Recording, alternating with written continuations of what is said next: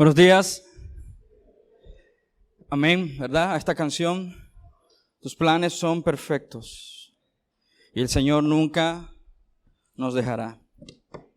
Qué maravillosa promesa en la que podemos hoy reflexionar, amén, cantar de esas verdades que animan nuestro corazón, que nos empujan a confiar cada día más en quién es Él. Un Dios fiel, un Dios soberano, como cantábamos reciente. Y qué bonito que podemos meditar en ello y continuar alabando el nombre de nuestro Señor por medio de la predicación de su palabra, meditando en las promesas de Dios. Continuamos en nuestra serie de Adviento bajo sus promesas. Y la semana pasada meditábamos en esa promesa tan preciosa que decía, Dios está con nosotros, ¿no? Y cómo necesitamos esto, porque hay momentos en los que viene una gran carga sobre nuestras vidas, grandes preocupaciones. Es importante aferrarnos y creer en las promesas de Dios, aferrarnos a estas verdades tan profundas, cimentadas. Momentos en los que todo se mueve, todo se mira tan difícil de enfrentar, ¿no? Momentos en nuestra vida donde nos sentimos solos, momentos en los que nos sentimos frustrados, desanimados, descontentos, desanimados, desilusionados y estamos enfrentando circunstancias que son difíciles para nuestros corazones. Hay incertidumbre, hay miedo, hay inseguridades. Es importante entonces, hermanos, creer y confiar en estas promesas. Cuánto necesitamos anclar nuestra vida en la roca eterna. Cuánto necesitamos aferrarnos al carácter de nuestro Señor. Debemos recordar esto, Dios no nos abandona y no nos abandonará, no nos dejará. Él es un Dios fiel, amoroso y misericordioso. ¿Te has sentido alguna vez en tu vida con impotencia? Creo que sí, ¿no? Creo que esos momentos de enfermedad, quizás si eres papá y ves a tu hijo postrado en una cama y te sientes impotente, ¿no? Y que quizás has tenido la oportunidad de llevarlo a los mejores médicos y fallan, ¿no? Son falibles y dices, ¿qué hacemos? ¿No? Hay momentos en los que las circunstancias nos aplastan, nos oprimen, va más allá de lo que nosotros podemos controlar, ¿no? Y qué importante eso, porque siendo seres falibles, que queremos controlar todo, es importante que Dios nos recuerda constantemente que no tenemos la fuerza para hacerlo. Aunque muchas veces intentamos luchar en nuestra propia fuerza, los momentos difíciles nos aplastan, nos hacen dudar, nos hacen perder de vista al Señor. Tenemos una fe frágil, amén. Y recuerdo la semana pasada que les decía, hay momentos que llegamos a una encrucijada en nuestra vida cristiana donde Dios pone a prueba nuestros corazones entre confiar y no confiar en el Señor, entre confiar y descansar en lo que Él quiere para nosotros, aunque no entendamos el camino, no entendamos el proceso, o querer hacer las cosas en nuestra propia fuerza. Y en una temporada como esta, de tanto color, tanto bullicio, tanta algarabía, tantas luces por todos lados, tanta celebración por todos lados, podemos llegarnos aún incluso a sentirnos muy solos, ¿no? A sentirnos tristes, devastados. Aunque es una temporada festiva, estas temporadas también afloran nuestras inseguridades, lo que realmente está en nuestros corazones. Y generalmente lo que aflora temporadas como esta, de tanto color, de tanto bullicio, son inseguridades. Déjame explicarte esto y después orar, pero mientras mediten lo que estoy diciendo. Cuando llegamos a encrucijadas en la vida, donde tenemos que tomar decisiones importantes, donde tenemos otra vez esa doble camino entre confiar en el Señor o no confiar en el Señor, estos momentos afloran nuestras inseguridades porque no tenemos con qué remediarla o con qué dar solución a lo que estamos enfrentando. Y pensaba en esto también, en esta época muchas veces lo que florece o lo que sale, lo que surge en una temporada como esta, celebrando la Navidad y todo el bullicio, lo que sale a relieve son nuestras inseguridades también. Entonces piensa en un momento, todos nosotros hacemos todo por algo. Hacemos cosas a diario y cada cosa que hacemos lo hacemos con un motivo y con un propósito. Puede que tú no estés consciente de ello, pero hay un motivo tras tus motivos. Hay un motivo tras tus propósitos. Estás buscando algo. Ahora, te pregunto algo, y creo que todos de nosotros estaríamos de acuerdo en esta afirmación. Vivimos en un mundo o una ciudad oscura, ¿no? Una ciudad oscura, aunque hay muchas luces por todos lados, y ese es lo festivo y lo colorido de esta época. Se suele poner luces por todos lados, aluciendo a la Navidad o el nacimiento de Cristo o la celebración principal. Pero vivimos en una ciudad oscura. Ahora te pregunto, ¿cómo caminas en un lugar oscuro? Con inseguridad. No tienes la confianza de caminar con certeza, ¿no? Porque está oscuro. ¿Cómo caminas en un lugar que no conoces? Que te sientes como perdido. Sale otra vez que a relucir la inseguridad.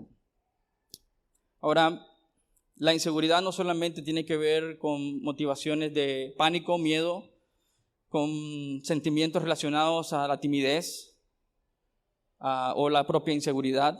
También tiene que ver y se ve reflejada en el orgullo y se ve reflejada en la jactancia y en la autosuficiencia. Déjame te explico esto porque puede que no lo medites así o no lo has pensado así. Piensa por un momento en la persona más orgullosa que has conocido. Ahora, esta era una prueba para ti. Porque cuando te dije que pienses en una persona orgullosa, yo quisiera que pensaras en ti. Porque puede que no lo creas, o no lo medites, o no lo pienses. Eres más orgulloso de lo que tú piensas, ¿sí? Ahora, en una persona con orgullo, que en este caso eres tú y yo, quizás tuviste la tentación de pensar, mi esposa, hoy te hablan. O pensamos en nuestros hijos, ahora sí le toca a nuestros hijos escuchar esto, ¿no? Pero mientras piensas en ti y en tu corazón, en las áreas de orgullo, piensa en las áreas de orgullo de tu vida. ¿No son acaso estas áreas de orgullo simplemente inseguridades encubiertas de fortaleza? ¿No son nuestras inseguridades simplemente, nuestras áreas de orgullo, inseguridades cubiertas de fortaleza? Nuestras inseguridades, hermanos, nos llevan a la búsqueda de aprobación. Nos llevan a la búsqueda del control. Nos llevan a la búsqueda de la reputación. Nos exigen buscar éxito. Nos exigen buscar conocimiento y placer. Nos obligan a buscar reconocimiento. Nos obligan a buscar respeto. Por supuesto, buscamos seguridad. Nuestras inseguridades buscan seguridad. Muchas veces nos aferramos a ídolos en nuestros corazones. Y seamos honestos, muchos de nosotros estamos luchando con estas áreas.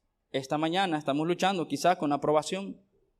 Las redes sociales han probado que el hombre está buscando aprobación en todo momento. Solo necesitas entrar a tu red social favorita y verás que todo el mundo está posteando cosas por la búsqueda de aprobación, por la búsqueda de reconocimiento, por la búsqueda de placer, por la búsqueda de conocimiento, por la búsqueda de respeto. La gente anda buscando respeto en las redes sociales. Y por supuesto, están buscando seguridad.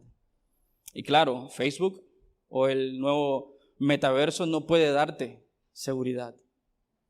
Lo que está creando este nuevo panorama mundial son zombies que no piensan, que no meditan, que prefieren vivir una vida ficticia en sus redes sociales, siendo personas que no son. ¿Por qué? ¿Qué están buscando? Su orgullo o su autocompasión en su vida está empujando simplemente las inseguridades en su corazón. Piensa y medita en tu vida que cuando hacemos lo que hacemos y cómo lo hacemos, simplemente está demostrando lo inseguro que somos. Nuestras áreas de jactancia simplemente es porque no queremos ser vulnerables y que la gente conozca quién realmente somos. Frágiles.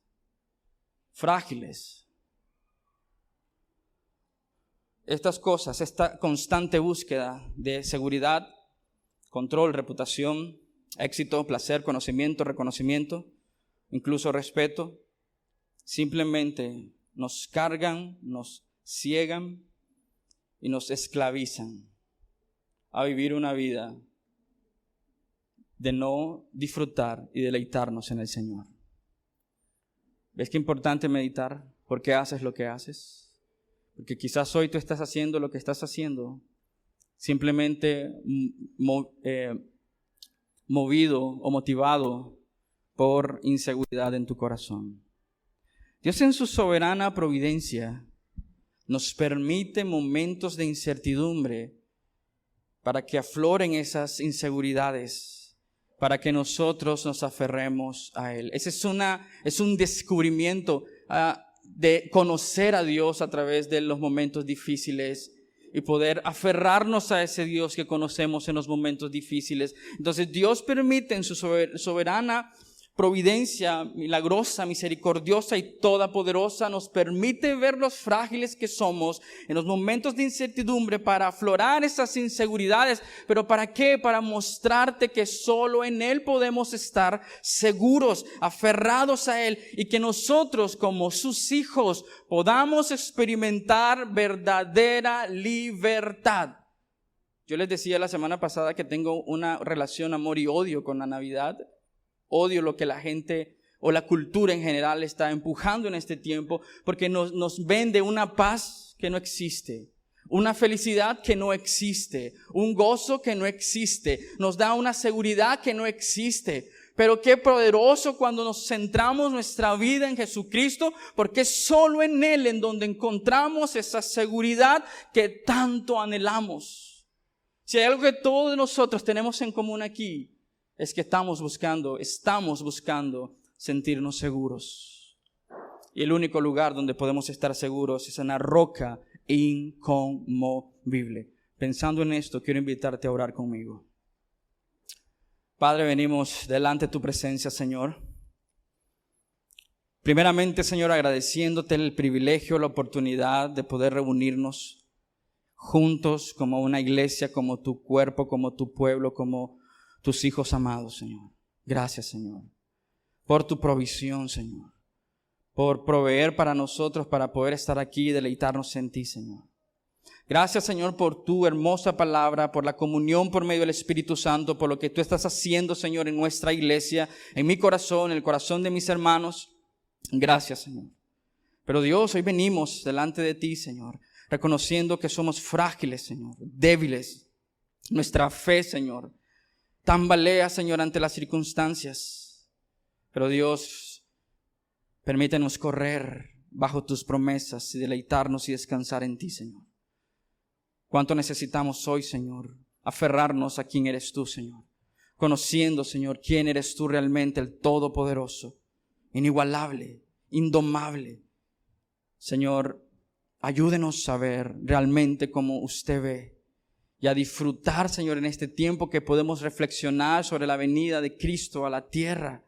Y reconocer, Señor, que aún hoy, Señor, estamos bajo sus promesas. Promesas de un Dios que no cambia, que no falla, que no miente. Y que cumple su palabra. Dios, gracias por tu amor para nuestras vidas. En tu nombre oramos. Amén y amén. Quiero invitarlos a ir a Mateo. Y quiero que presten atención, vamos a hacer un recorrido por la Biblia. Espero que puedas entender y capturar la belleza de su palabra. Leeremos Mateo capítulo 2, versículo 13 al 15. Y su palabra dice así, estaré leyendo la Nueva Biblia de las Américas, y dice así: después de haberse marchado ellos, un ángel del Señor se apareció a José en sueños diciéndote: levántate, toma al niño y a su madre y huye a Egipto. Y quédate allí hasta que yo te diga, porque Herodes quiere buscar y matar al niño. Cuando él habla de después de haberse marchado ellos, está hablando de que aquellos sabios llegaron a rendir honor y pleitesía al Dios Todopoderoso.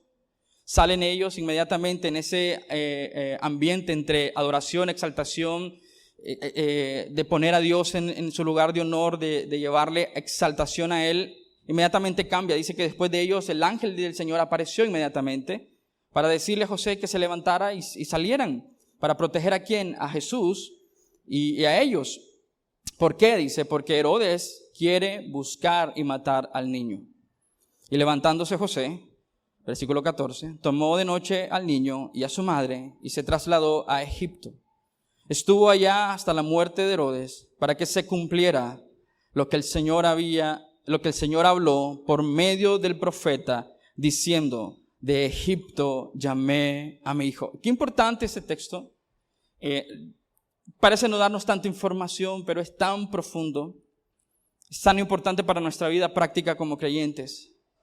Y podemos hacer muchas preguntas a este texto. Recuerde El contexto está hablando acerca de la vida de Jesús. Los evangelios hablan sobre Cristo, se enfocan en Cristo. Y Mateo está haciendo esta reflexión acerca del pasado de los profetas y dice, aquí se cumple lo que el profeta había dicho de que de Egipto llamé a mi hijo. Y nos vemos obligados a preguntarnos de qué se trata esto.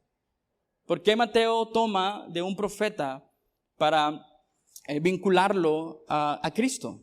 Y eso es lo que vamos a descubrir esta mañana. ¿De qué profeta está hablando Mateo? ¿Qué tiene en mente Mateo cuando cita a este profeta? ¿Qué quiere enseñarte Dios? ¿Qué quiere enseñarle Dios a su audiencia en Mateo? ¿Qué quiere enseñarle Dios a la audiencia del profeta? ¿Qué quiere enseñarnos Dios esta mañana a nosotros? Y antes de responder todas estas preguntas, necesitamos hacer un viaje al Antiguo Testamento. Así que quiero invitarte a venir conmigo al libro de Oseas, que es el profeta que Mateo cita en Mateo capítulo 2. Y vamos a estar en el texto, en el capítulo, de Oseas capítulo 11. Y quisiera profundizar en Oseas, pero Oseas hace algo similar a lo que ha hecho Mateo. Mateo toma de Oseas, pero Oseas está tomando de otro lugar esta información. Y es tan importante porque aunque los contextos son sumamente distintos, la melodía en estos textos es la misma. Y eso es fascinante, es sumamente sorprendente. Permíteme entonces ir a Oseas capítulo 11. Mientras pensamos en la bondad de Dios y la misericordia de Dios, cómo Dios une su palabra para mostrarnos y enseñarnos la grandeza de su nombre. Y que mientras meditamos no solamente en el Antiguo Testamento y el Nuevo Testamento, podemos ver la gloria de un Dios todopoderoso. Amén. No estamos hablando de dos dioses, un Dios del Antiguo Testamento y un Dios del Nuevo Testamento. Es el mismo Dios que no cambia. Y por eso es importante esta conexión de Mateo, porque va a enseñarnos algo profundo acerca de Cristo. Recuerda que el contexto de Mateo es mostrar a Cristo, enseñar a Cristo. Y Oseas nos dice algo tan importante sobre Cristo, pero él está viendo hacia atrás.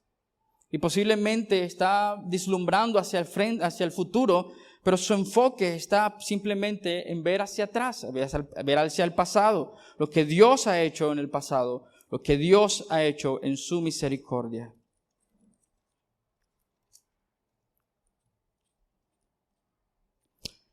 Oseas 11, 1, y vamos a leer rápidamente los primeros 11 versículos para darnos una idea. Y aquí está la cita de Mateo. Cuando Israel era niño, yo lo amé, y de Egipto llamé a mi hijo. Entonces Mateo toma esta referencia, la usa en Mateo y dice que aquí se cumple lo predicho por el profeta. Entonces podemos decir inmediatamente, inferir de que este texto también habla sobre Cristo. Porque Mateo nos dice a nosotros ahora como creyentes que Oseas estaba hablando sobre esto. Pero veamos en el contexto de Oseas. ¿A qué se refiere? Oseas es un profeta llamado al reino del norte para llamar a su pueblo al arrepentimiento. Vuelvan al pacto, vuelvan al pacto. Recuerdan, pasamos tiempo estudiando estos libros y ese es el clamor principal de los profetas. Volver al pacto, ser el pueblo del pacto. Regresen al Señor, arrepiéntanse. Y me fascina, es tan profundo porque si yo pudiera resumir, sería una sola palabra y es Hesed, el amor perfecto de un Dios todopoderoso.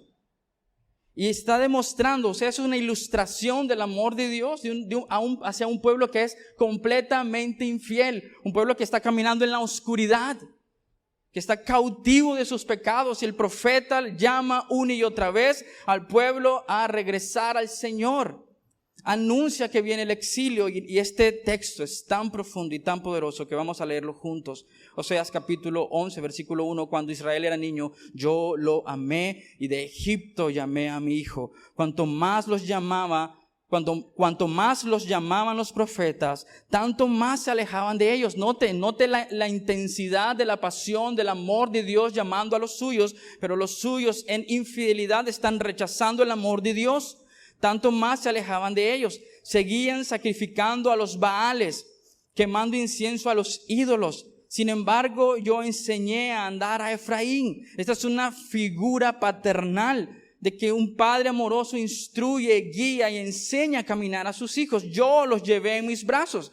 Dios está hablando como un padre hacia el reino del norte, llamándolo al arrepentimiento. Yo soy un padre amoroso, les enseñé a andar, los llevé en mis brazos, pero ellos no comprendieron que yo los sanaba. Con cuerdas humanas los conduje, con lazos de amor, y fui para ellos como quien alza el yugo de sobre sus quijadas. Me incliné y les di de comer. ¡Qué poderosa imagen! Ahora, no pierdan de vista que el texto que Mateo usa toma estos elementos para decirnos algo del carácter de Dios, que Él sigue llamando a su pueblo que al arrepentimiento, que Él es un Dios amoroso, misericordioso, pero que es un Dios santo, porque el pueblo irá al exilio. ¿Sí notan eso? El pueblo irá al exilio. Versículo 5, no volverán a la tierra de Egipto, sino que Asiria será su rey, porque rehusaron volver a mí. La espada girará contra sus ciudades, destruirá sus cerrojos y los consumirá por causa de sus intrigas. Está diciendo, yo soy fiel y justo, ustedes no están honrando el pacto, regresarán, irán al exilio. Versículo 7, pues mi pueblo se mantiene infiel contra mí. Ahora, si notas esto, la tensión aquí es la fidelidad de Dios versus la infidelidad de los hombres. Aunque ellos lo llamaban para que se vuelva al Altísimo, ninguno lo exalta. Pero nota esto. El profeta acaba de declarar que Dios ha sido un padre amoroso, que Dios es fiel a sus promesas, que Dios es fiel a su pacto. Y el versículo 8 pone una cereza sobre estas afirmaciones.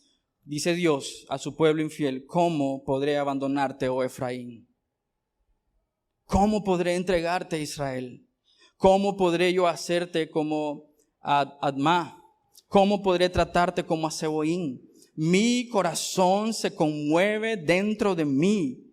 Se enciende toda mi compasión. Nota eso, no puedes quitar de Mateo la información que Oseas nos da acerca del carácter de Dios. Pero no nos ha dicho todo.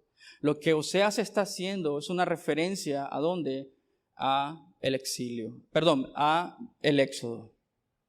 Entonces, Mateo toma a Oseas y Oseas toma esta información del éxodo para recordarle al pueblo contemporáneo a Oseas que Dios es fiel. Que Dios es fiel. Que Dios es bueno. Que Dios cumplirá sus promesas, que Dios es un Dios de pacto. Él les dice a su audiencia, hermanos, solo miren hacia atrás y miren la gran fidelidad de Dios. Arrepiéntase y vuelvan al Señor, porque así como Él ha sido fiel en el pasado, será fiel hoy. Y Mateo toma esta información y dice, Dios ha sido fiel. Y se cumple ¿en quién? En Jesucristo. Poderoso, ¿no? Pero hagamos un viaje más. Y antes de poder continuar, permíteme dar un pequeño paréntesis. Por lo general, esta época, aparte de estas características que conocemos como un tipo de celebración conjunta, hay luces por la ciudad, se suele quemar pólvora, se suelen hacer banquetes, hay luces, fuegos artificiales y un montón de cosas, cenas especiales. Pero también esta época viene acompañada con música, ¿no? O sea, son esas canciones que recordamos, son esas melodías que no es necesario que nos pongan toda la canción, inmediatamente recordamos las melodías. Por ejemplo, esa canción que suena y suena, los peces en el río beben, beben y vuelven a beber, ya estamos acostumbrados a ellos, o sea, ya las escuchamos, ya las reconocemos, no es ni siquiera necesario que la canten todas, ya sabemos de qué trata la canción, ¿sí? O el niño del tambor, ya la hemos escuchado, o sea, son melodías perceptibles para nosotros, y nosotros las asociamos con la temporada, ¿no? Hay una canción más que no puede faltar, o sea, diría yo, no es Navidad si no esta canción no suena en las radios, y es la del Buki, Navidad sin ti, ¿no? Así la conocen, ¿verdad? Entonces, tenemos eso impregnado en la mente, y cuando yo pienso en el Antiguo Testamento, Pienso en esto, como melodías que Dios ha descrito en su palabra, que cuando los profetas tocan estas notas, el pueblo puede identificar la canción central. ¿Sí me entienden lo que quiero decir? Por eso Mateo, si fuera un músico, está tomando estas notas en su propia canción. O sea, está tomando esta melodía en su propio contexto. Pero tenemos que ir entonces a donde suena esta canción para que nos haga perceptible entender el mensaje tanto de Mateo como de Oseas. Y eso es que necesitamos ir al libro de Éxodo. Y vamos a estar en el capítulo 1 rápidamente. Éxodo capítulo 1. Les dije, va a ser un viaje emocionante, pero va a ser fascinante, sorprendente, poderoso, porque Dios va a abrir nuestros ojos. Está sonando esa melodía en Oseas, está sonando esa melodía en Mateo, y haremos tocar las notas de este piano eterno en Éxodo.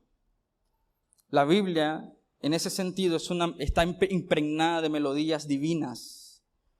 Y cuando entendemos y escuchamos y reconocemos estas melodías, inmediatamente vienen a nuestra mente. ¿Qué cosa? Lo que Dios quiere enseñarnos. En Éxodo 1, hablando un poco del contexto, recuerdan que los hijos de Jacob querían matar a José. Y aquí estamos hablando de algunas notas especiales de soberanía de Dios y providencia. Dios le había dado sueños a José y él se jactaba de ello. Había mucho orgullo y madurez en este hombre, ¿no? Sus hermanos se cansaron de ello, decidieron matarle, pero en su providencia Dios lleva a sus hermanos a venderle. Y José es vendido a Egipto como esclavo. Y este pueblo que es hijos de Jacob, son una familia extendida muy grande, empieza a sufrir lo que está pasando en la circunstancia, en el ambiente. Hay una hambruna. Ellos llegan a Egipto, se encuentran con José. Dios bendice a José de una manera poderosa, lo pone en un lugar de prominencia. Y Dios está usando a este hombre para bendecir a quien ahora, a sus hermanos, para que puedan llegar a la tierra de Egipto. Noten esto, que entre que Dios use a José y lo que Dios había dado como el sueño y la visión para José, Dios tuvo que quebrantar el corazón de José. Pasó en la cárcel, pasó en el desierto, pasó en la cárcel, y Dios quebrantó el corazón de José para que él pudiera ser útil para Dios. Ya no es el hombre arrogante que se está jactando sobre lo que Dios ha dicho que él haría.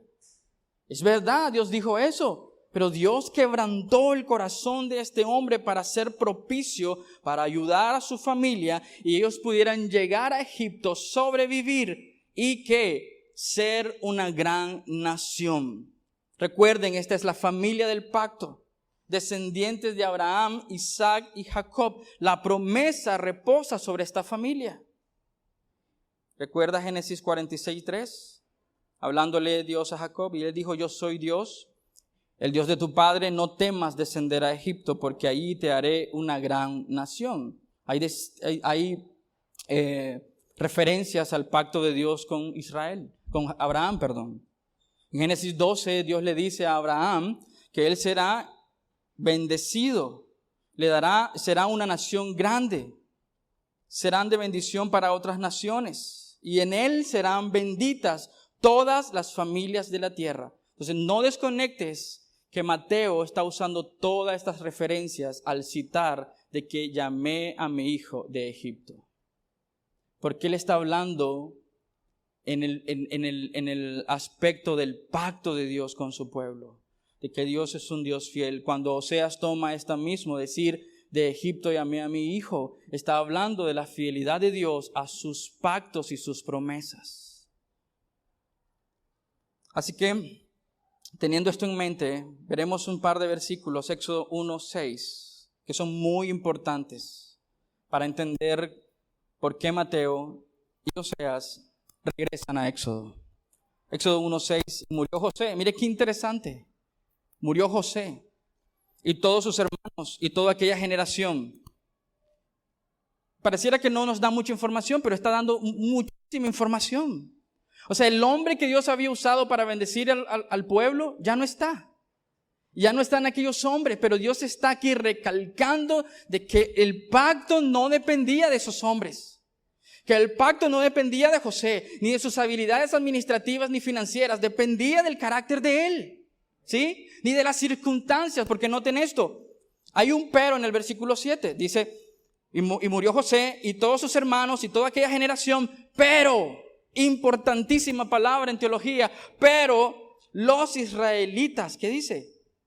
Tuvieron muchos hijos. Esto tiene que ser un golpe a nuestra racionalidad, porque nosotros solemos poner nuestra mirada en los hombres, en los líderes. Pero Dios está diciéndoles aquí, pongan su mirada en el Dios Todopoderoso. Más adelante le dice a Moisés, yo soy el que soy.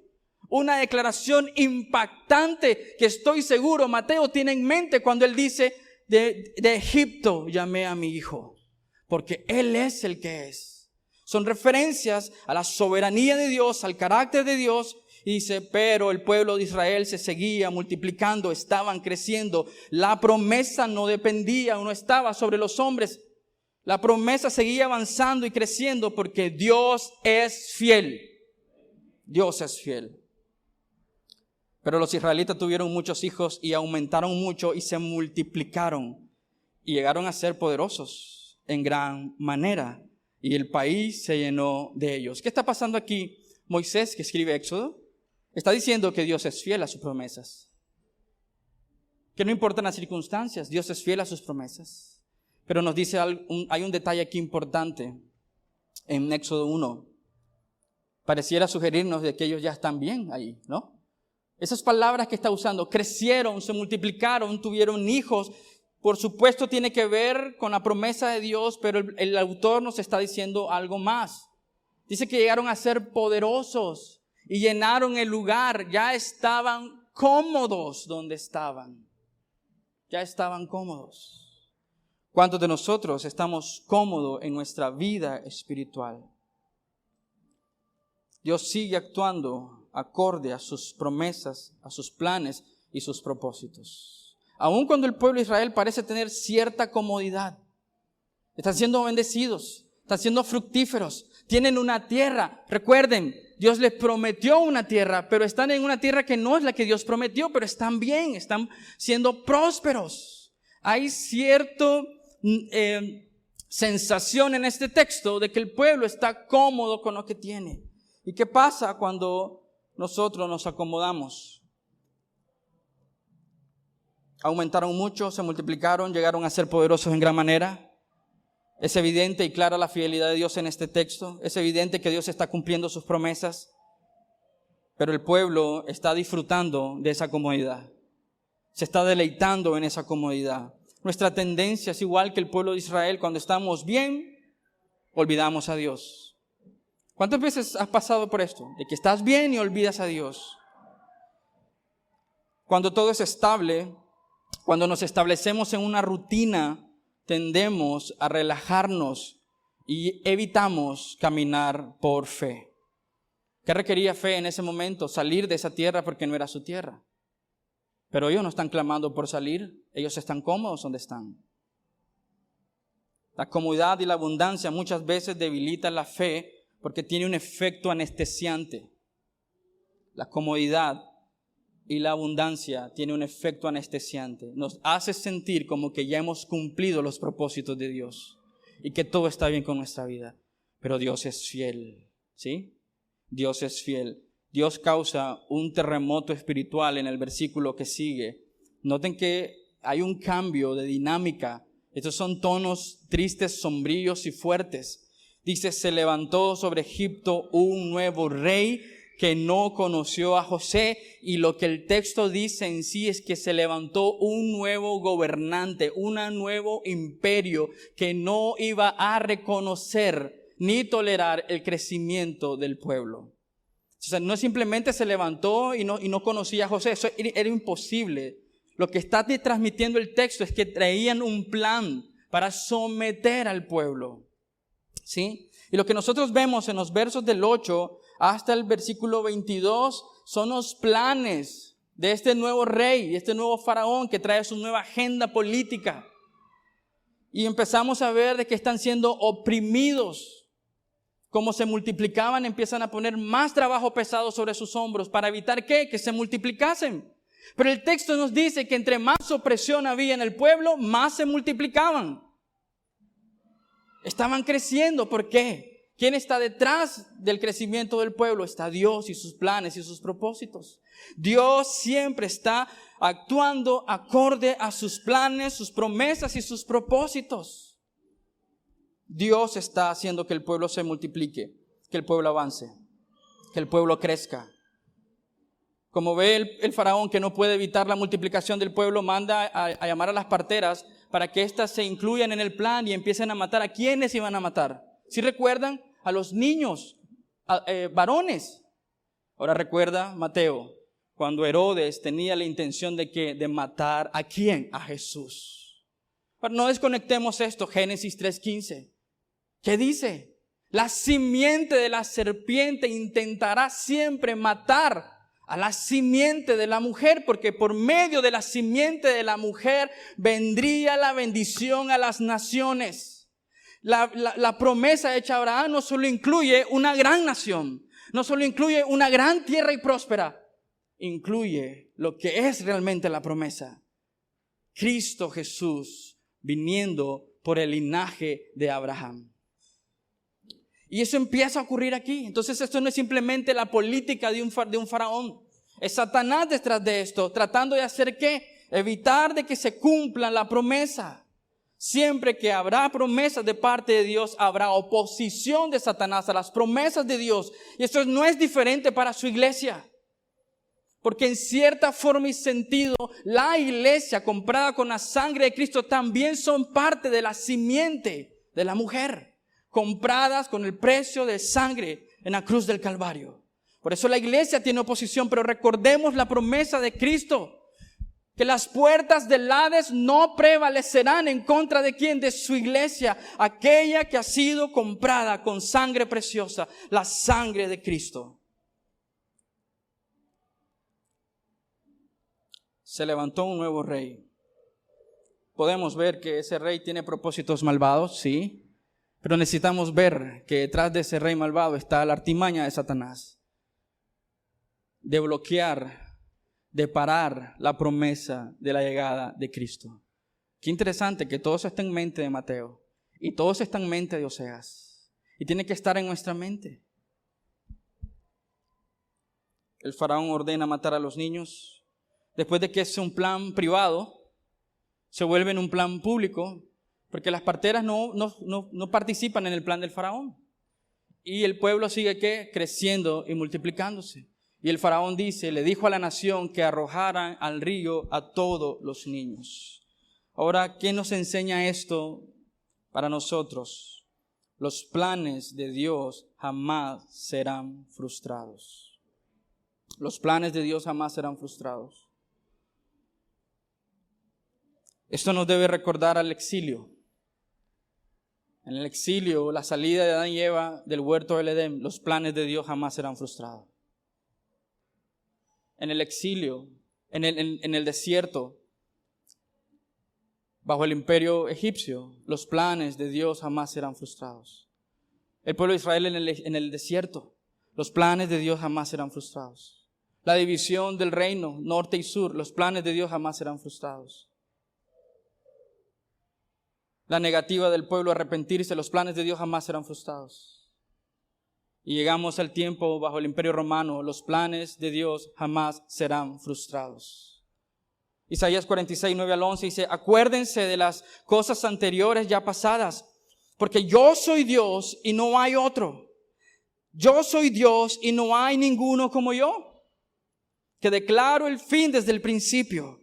Y desde la antigüedad lo que no ha sido hecho. Yo digo, mi propósito será establecido y todo lo que quiero realizaré. Qué cosa más poderosa del carácter de Dios.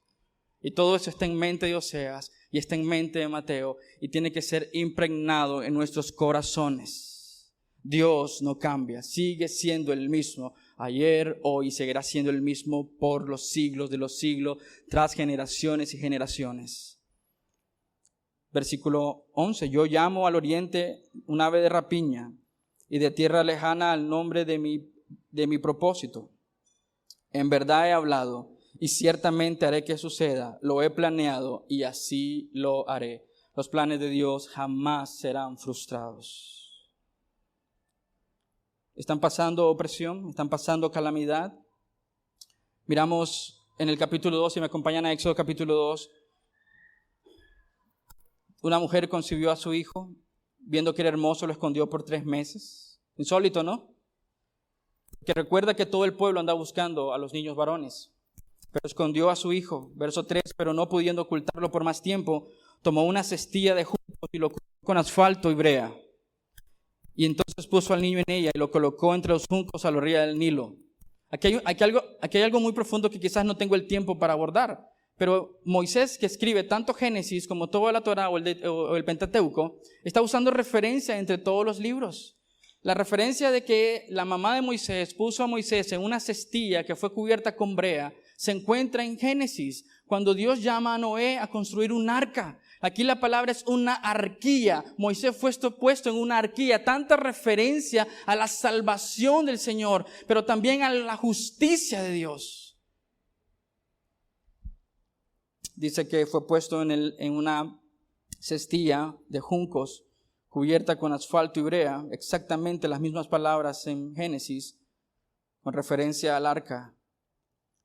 Versículo 4, la hermana del niño se puso a lo lejos para ver qué sucedía. Cuando la hija del faraón, viene la hija del faraón, es hostilidad, pero nota qué precioso esto. Se paseaba por la ribera del río, vio la cestilla entre los juncos y mandó a una criada suya para que lo trajera. Y la niña se acerca a este episodio épico, quizás tenso, y le dice, ¿quiere que le consiga ayuda para criar a este niño? ¿Y a quien lleva? A su propia madre. Nosotros diríamos, wow, qué impresionante, ¿no? Tantos detalles. Pero eso es lo que Dios quiere enseñarte a ti. Dios está en todos los detalles, en cada uno de ellos. Mira, soy honesto, esto está escrito de una manera que lo entendamos de que ha sido planificado detalladamente. Y cuando la gente dice, es imposible que suceda, sí es posible que suceda. Porque detrás de esto está un Dios todopoderoso. Detrás de cada detalle está Dios. Dios está al cuidado y control de cada detalle. Dios está al cuidado de cada detalle. Piensa en tu vida, en los momentos que has sufrido, en los momentos que te has sentido solo, devastado, preocupado, sin esperanza, sin fuerza, sin propósito. Dios está en cada detalle. Es un pianista virtuoso y sus dedos no tocarán notas que no están en su canción. Es tan detallista en cada cosa. ¿Por qué? Porque Dios es un Dios personal. Y eso lo aprendió Moisés cuando le escuchó decir, yo soy el que soy. Fascinante. Eso está en la mente de Oseas y eso está en la mente de Mateo. Todos esos detalles maravillosos, milagrosos, están ahí. Hagamos un salto rápido.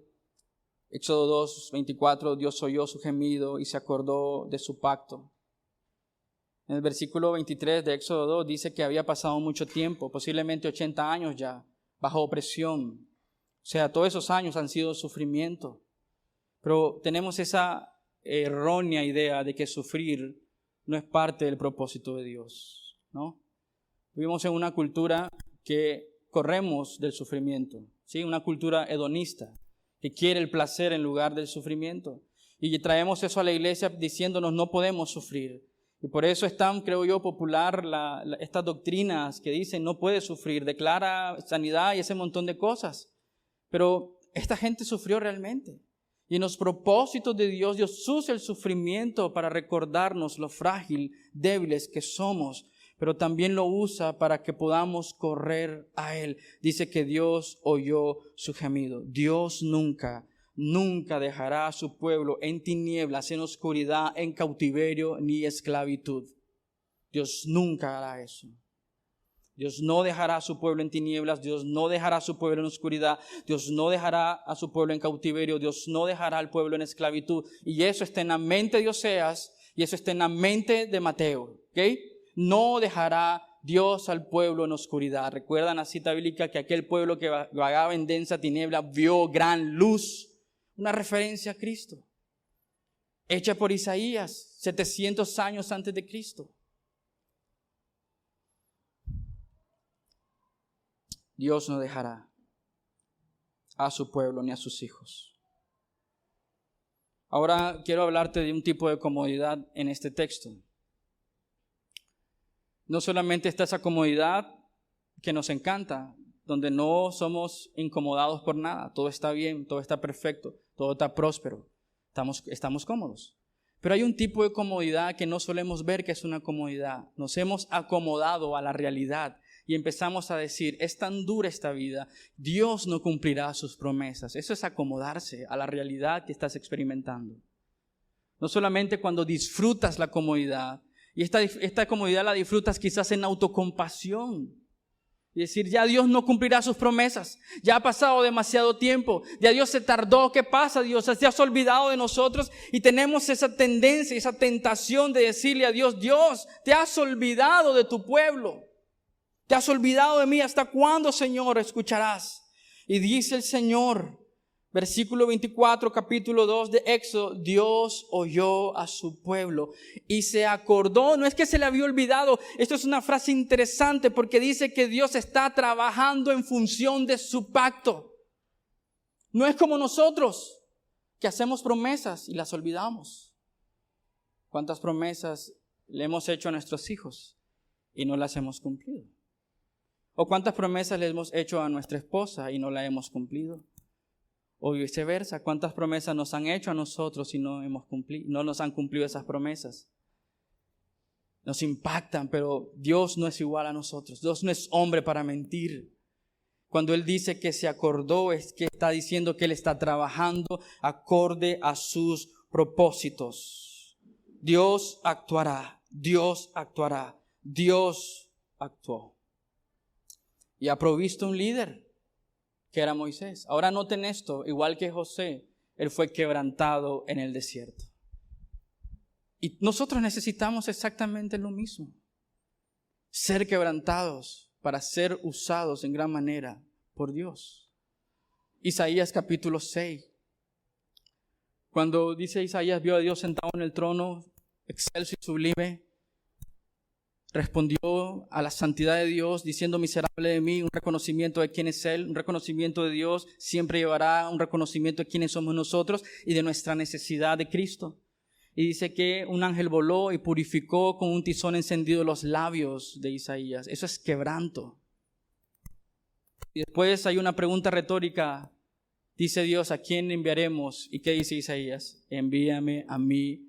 Heme aquí, envíame a mí. Solemos tomar estos textos y decir, Señor, envíame a mí, pero ¿has visto al Dios soberano, santo y sublime? ¿Has sido expuesto en tu condición de pecado? Miserable de mí, dijo Isaías, ante un Dios santo, santo, santo, sublime y excelso. Vivo en un pueblo lleno de maldad. No solamente reconoce que Dios es santo, santo, santo, pero que Él y el pueblo son pecadores. Y un ángel vuela hacia Él, pone un tizón encendido en sus labios. Eso es quebrantamiento. Y Él puede decir, Señor, heme aquí, envíame a mí. Moisés pasó en el desierto de pasar de ser un hombre instruido, capitán de ejército en el palacio egipcio, a ser un pastor de ovejas y decir, yo no puedo ir, no tengo lo que se requiere. ¿Por qué? ¿Qué estaba haciendo Dios ahí? Quebrantando la autosuficiencia de Moisés, para que él pudiera aferrarse a una sola cosa. ¿Qué preguntó Moisés? ¿Quién diré que eres tú? ¿Y cómo respondió Dios? Yo soy el que soy. Y eso está en mente de Oseas y eso está en mente de Mateo. ¿Por qué? Porque nuestra tendencia es aferrarnos a algo más que nosotros podamos ver. Si lo vemos, estamos tranquilos y confiamos. Pero cuando no hay nada que aferrarse, solo queda confiar en Él. Recuerda acá, la tentación fue no confiar en algo que no podía ver. Él quería ver los ejércitos, pero Dios está empujándonos a confiar en Él. Con esto quiero terminar mi tiempo en Éxodo, versículo 3 del capítulo 3. Entonces Moisés dijo a Dios, si voy a los israelitas y les digo, el Dios de sus padres me ha enviado a ustedes, tal vez me digan cuál es su nombre. ¿Qué le responderé? Y dijo Dios a Moisés, yo soy el que soy. Eso está en mente de Oseas y esto está en mente de Mateo. ¿Qué significa? Esto es profundo, extenso, pero simplemente puedo decirte que lo que Dios está revelando acerca de sí mismo es que Él es en lo único que tú puedes confiar y descansar. Sin importar las circunstancias. Recuerda, Oseas 11, está de vista el exilio, el cautiverio babilónico, sirio y después Babilonia, después Persia. Y Él dice, confía en el único que puede sostenernos. Regresando a Mateo, un imperio hostil. Pero nos dice, Él es en el que podemos descansar y confiar sin importar las circunstancias. Porque Él es el que es todopoderoso, accesible, pero tan santo y poderoso que podemos descansar porque Él tiene el control sobre todas las cosas. Él es el que es. Y seguimos bajo esa promesa. Dios no olvida sus promesas. Es tan simple, pero muchas veces tan difícil de asimilarlo, aceptarlo, impregnarnos de esa verdad. Dios no olvida sus promesas porque Él no cambia, Él no miente, Él no actúa acorde a la circunstancia porque Él es el que es. Él actúa de acuerdo a quién es Él. De repente Dios no se siente frustrado porque no sabe qué hacer. El texto dice que Dios es quien es, todopoderoso. Isaías 49, 13 al 15. Griten de júbilo, cielos, y regocíjate tierra. Porrumpan montes en gritos de alegría, porque el Señor ha consolado a su pueblo. Y de sus afligidos tendrá, que dice, compasión. Pero Sión dijo, el Señor me ha abandonado. El Señor se ha olvidado de mí. Solemos decir eso. Pero mira la respuesta de Dios. ¿Puede una mujer olvidar a su niño de pecho sin compadecerse del hijo de sus entrañas? Aunque eso fuera posible, y en un mundo caído las mujeres hacen eso, solo muestra la distorsión y la pecaminosidad en el corazón humano. Pero esta pregunta es una pregunta retórica. Pero dice que si eso llega a ocurrir, Dios no es igual a los hombres. Él nunca olvidará sus promesas ni su pacto. Permítame darte un texto más. Éxodo 3, versículo 7. El Señor dijo, ciertamente he visto la aflicción de mi pueblo que está en Egipto y he escuchado su clamor a causa de sus capataces, pues estoy consciente de su sufrimiento. Aquí hay tres cosas que quiero compartir contigo, porque habla acerca de la cercanía de un Dios todopoderoso. Y cuando Moisés dice, yo soy el que soy, esto tiene que venir a su mente. Porque él dice, ciertamente he visto. Dios está viendo. Dios está al tanto. Dios no está abandonándonos a nuestra suerte. Él ve. Pero no solamente dice que ve nuestra aflicción, también dice que escucha al afligido. Ve y escucha, pero hay algo aquí que es sumamente sorprendente. Dice, soy consciente de su sufrimiento. Dios es consciente de eso. Pero es un Dios soberano que permite estos procesos en nuestra vida para que seamos nosotros que podamos verlo a Él. Para que nosotros podamos entenderlo a Él. Y para que nosotros podamos comprender quién es Él. El sufrimiento nunca significa ausencia de Dios. Es todo lo contrario. Dios está ahí mostrándonos quién realmente es. Necesitamos entonces, hermanos, entender que cuando pensamos que Dios toma mucho tiempo en actuar, Dios nos está enseñando con eso que nosotros hemos sido muy lentos para aprender. Muy lentos para confiar. muy lentos para descansar, muy lentos para esperar, muy lentos para aprender y muy lentos para ver como Él ve. Y eso está en mente de Oseas en el capítulo 11 y está en mente de Mateo en el capítulo 2.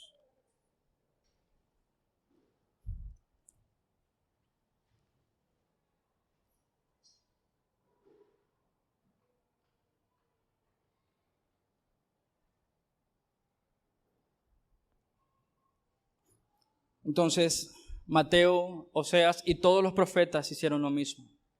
Tomaron estas melodías del Antiguo Testamento y las reproducieron en sus propios libros para que cuando nosotros, los hijos de Dios, escucháramos, recordáramos la melodía impregnada en su palabra para descanso de los que hemos creído en un Dios poderoso. Ahora, en Oseas 11, Él está diciendo lo mismo. El Señor los traerá del exilio. Regresarán del exilio. Recuerda Egipto. Recuerda el Éxodo. Dios con su mano poderosa los libró.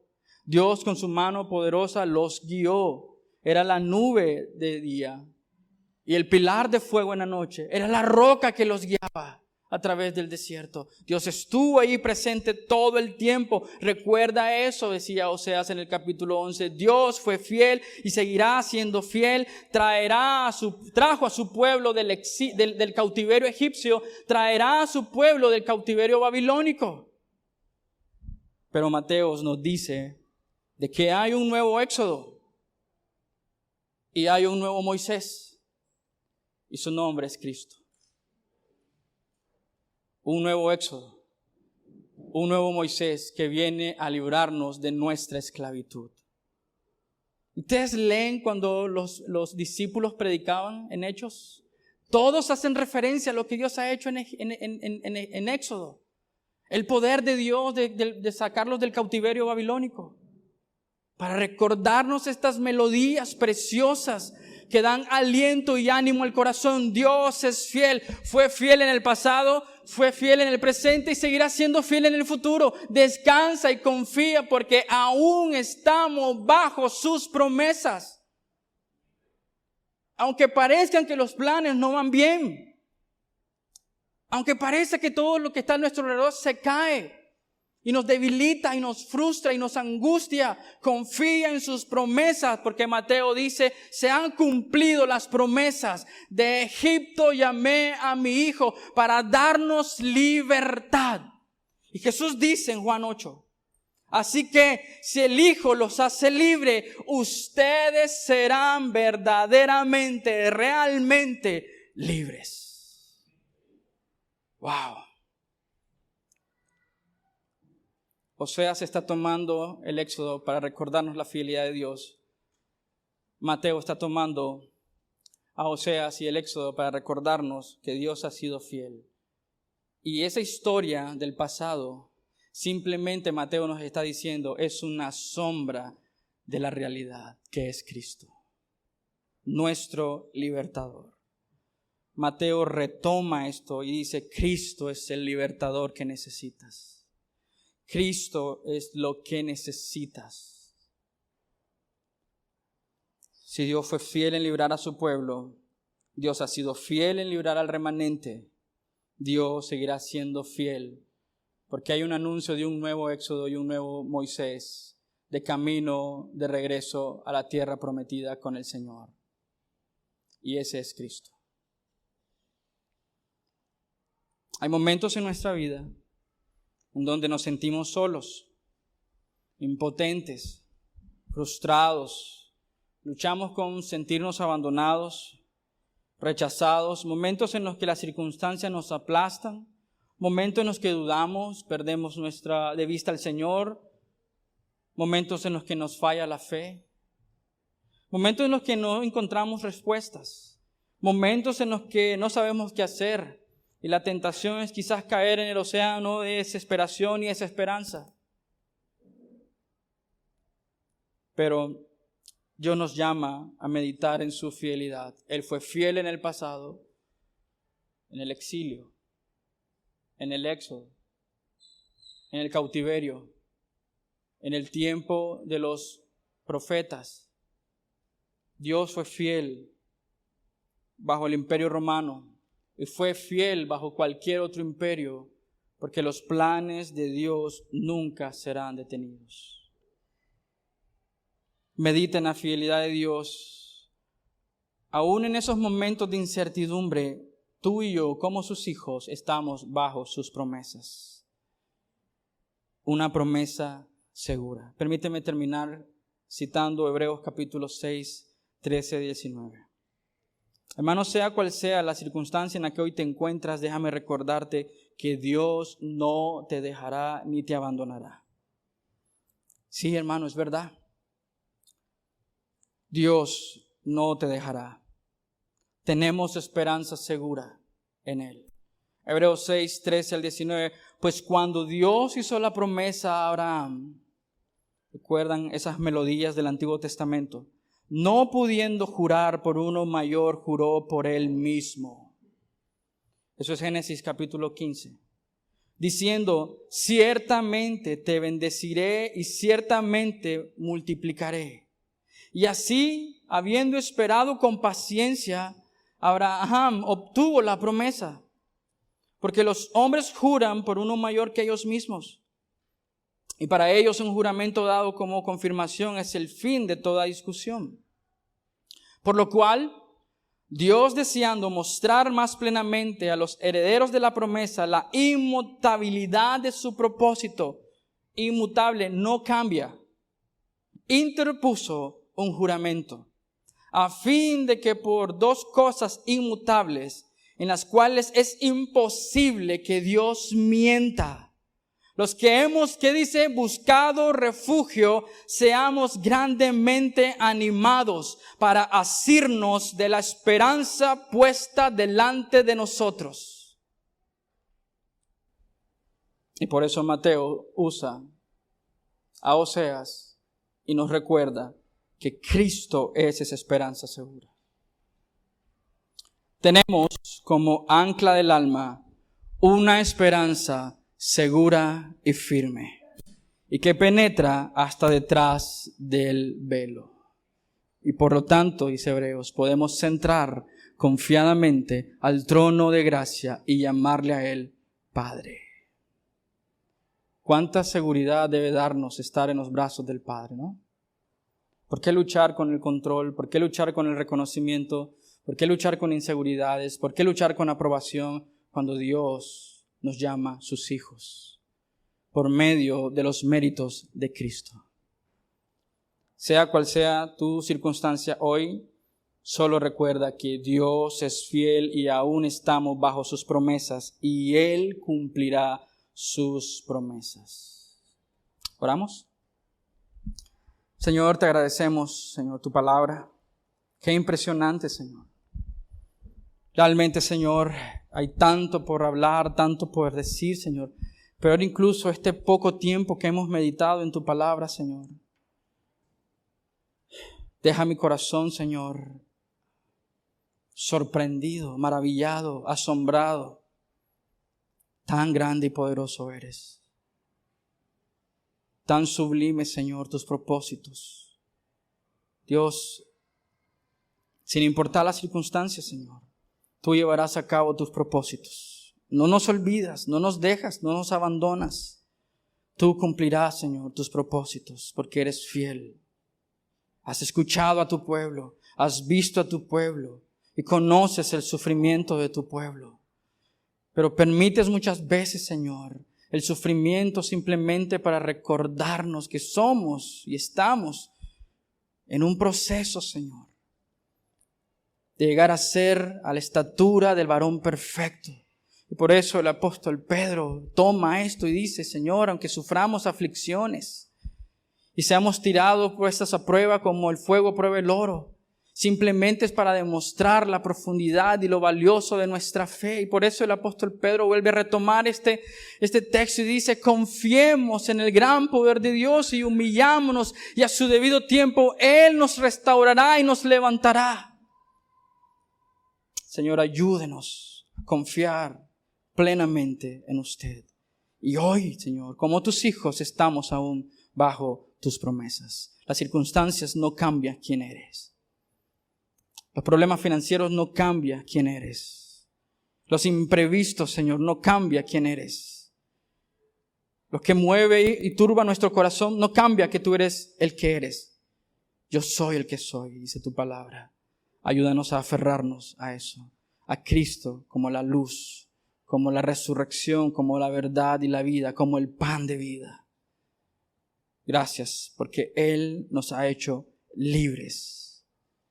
En tu nombre oramos, Señor. Amén y amén.